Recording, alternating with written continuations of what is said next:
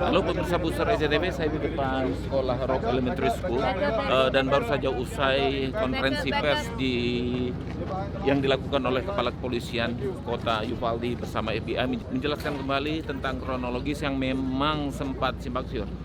Hey, stand by, right? I got it. Keputusan polisi untuk tidak segera menyerbu masuk ke dalam kelas tajam dipertanyakan wartawan. For the benefit of hindsight, where I'm sitting now, of course it was not the right decision. It was the wrong decision, period. Based upon the information we have, there were children in that classroom that were at risk, and it was, in fact, still an active shooter situation and not a barricaded subject. Keterangan pers dari Kepala Departemen Keamanan Publik Texas berlangsung panas karena wartawan menanyakan kejanggalan dan kesalahan prosedur dari polisi untuk mengantisipasi situasi.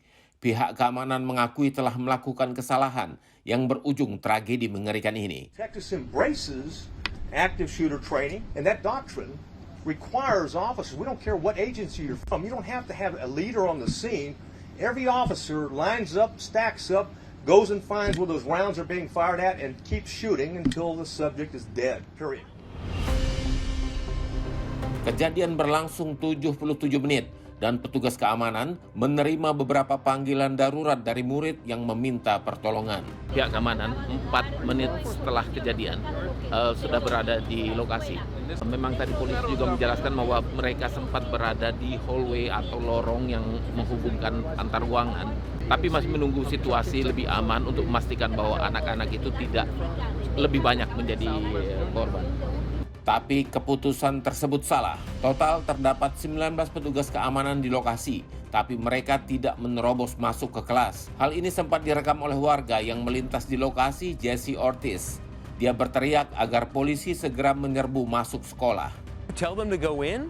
I was yelling like, why don't you guys go in? Why don't you guys go in? Pasukan bantuan dari petugas perbatasan datang ke lokasi sekitar 30 menit setelah kejadian. Namun polisi meminta mereka tidak menyerbu masuk ke dalam kelas. Penembakan massal akhirnya berakhir setelah pasukan taktis dari patroli perbatasan menyerbu masuk dan menembak mati pelaku Salvador Ramos. Aktivitas pelaku sebenarnya bisa terpantau karena kendaraan yang dia kendarai terperosok masuk parit. Saat menuju ke lokasi sekolah dasar, dia sempat menembak 2 warga yang melihat peristiwa tersebut. Pelaku Salvador Ramos telah menembak neneknya di kediamannya, kemudian membawa lari mobil neneknya menuju ke lokasi SD Rock Elementary School. Tetapi sebelum sampai ke tujuan, kendaraannya terperosok masuk ke dalam parit pengendali banjir ini. Sepanjang jalan ini, kendaraannya tidak bisa dipakai lebih jauh lagi. Dia meninggalkan kendaraannya, turun dari kendaraan dengan membawa 2 senjata semi-otomatis AR-15 bersama dengan rompi atom peluru bersama ratusan amunisi menuju ke lokasi di sana. Dan di sana adalah bangunan SD di mana dia melakukan pembantaian terhadap 19 anak usia kelas 4 SD bersama 2 orang gurunya. Salvador Ramos, pemuda berusia 18 tahun, tinggal bersama keluarga nenek. Dia memiliki hubungan tidak harmonis dengan ibu dan bapaknya. Ramos adalah siswa dropout SMA dan tidak memiliki catatan kriminal maupun riwayat gangguan kejiwaan. Dia membeli senjata api pada 17 Mei, persis 1 minggu sebelum dia melakukan penembakan massal. 3 hari kemudian dia membeli senjata keduanya. Di negara bagian Texas, warga usia 18 tahun ke atas boleh memiliki senjata api. Membeli senjata adalah hal pertama yang dilakukan Ramos setelah menginjak usia 18 tahun. We were outside at recess and then our coach, he was like, go inside, and then we heard like 3 gunshots and then we just heard like yelling and then that's all we heard. I felt happy that I survived.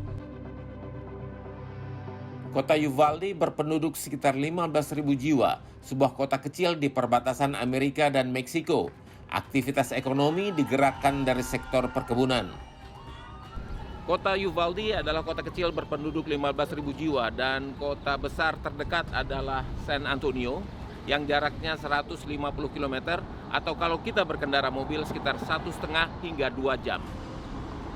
Mayoritas penduduk San Antonio dan Uvalde adalah warga keturunan Hispanik. Dan khusus untuk kota Uvalde, karena penduduknya relatif sedikit, pertemanan dan kekerabatan cukup dekat. Mereka cukup mengenal antar satu keluarga dengan keluarga lainnya. Demikian edisi Booster kali ini, saya Alam Burhanan mengucapkan tetap waspada kejahatan ada di sekitar Anda. Dari Uvalde, Texas. Thank you.